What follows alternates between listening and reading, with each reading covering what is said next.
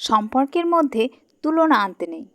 তোমার মানুষটা যতদিন তোমার কাছে সেরার সেরা থাকবে ততদিন জানবে তোমাদের সম্পর্কটা একদম ঠিক জায়গায় আছে।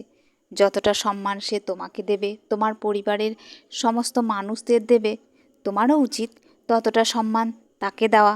যতটা বিশ্বাস ভরসা সে তোমাকে করে, তোমারও উচিত ততটা বিশ্বাস আর ভরসা তাকেও করা।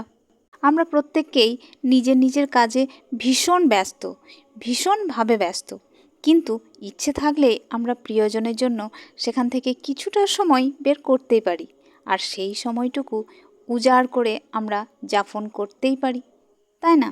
একটা সম্পর্ক ভালোভাবে টিকিয়ে রাখার জন্য আহামরি তেমন কিছু করার প্রয়োজন হয় না।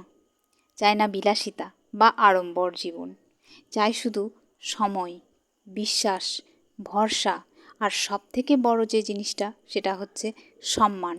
একে অন্যকে সম্মান দেওয়া। এই জিনিসগুলোর ওপরই কিন্তু টিকে থাকে সম্পর্ক, টিকে থাকে ভালোবাসা। আমাদেরও ঠিক সেরকমই। তবে হ্যাঁ, একটা সময় ছিল যখন ঘন্টার পর ঘন্টা আমাকে সময় দিতে পারত। অবশ্যই সেটা বিয়ের কিছুদিন আগে, মানে কিছু মাস আগে বলতে পারি। সেটা অবশ্যই এখন যেটা হয় ফোনে ফোনে কথা বলা। তো এখন যেমন একেবারেই সময় দিতে পারে না।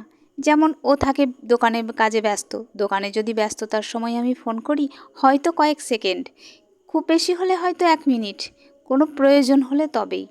তবে এখন কিন্তু সেভাবে আর গল্প করা হয় না ফোন করে।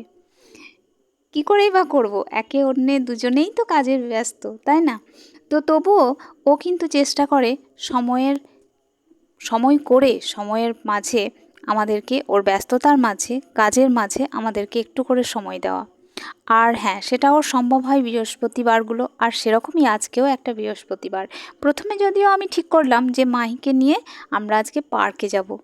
তো যেহেতু আমাদের বাড়ির কাজে ফেঁসে যাওয়ায়, মানে বাড়ির কাজ ছিল কিছুটা, সেটা করতে গিয়ে সময় কম থাকায় আমরা ডিসিশনটা চেঞ্জ করে নিলাম।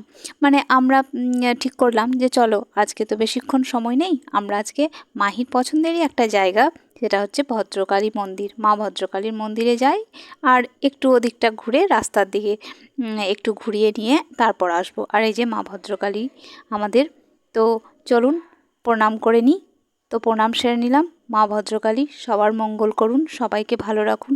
না, আজ আর আমি মন্দিরের মধ্যে প্রবেশ করিনি, ওরা দুজনেই করলো, মাহি এবং মাহির বাবা। তো আমি বাইরে থেকেই প্রণাম সেরেছি, আর তারপর আবারও বেরিয়ে গেলাম।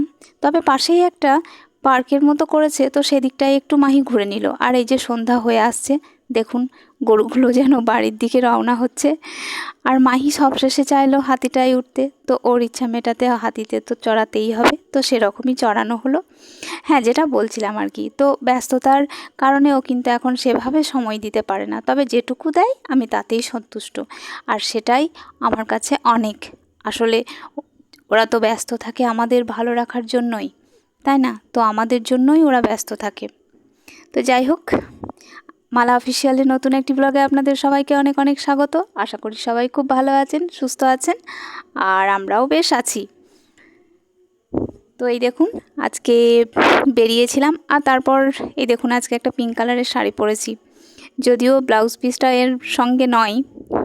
তো তারপর বেড়ানো হয়ে গেলে ও আমাকে অফার করেছিল বাইরের খাবার খেতে, কিন্তু আমি আজকে খেতে চাইলাম না, শুধুমাত্র কয়েকটা নিরামিষ চপ কিনলাম, কারণ আজকে আমরা সবাই নিরামিষই খাচ্ছি।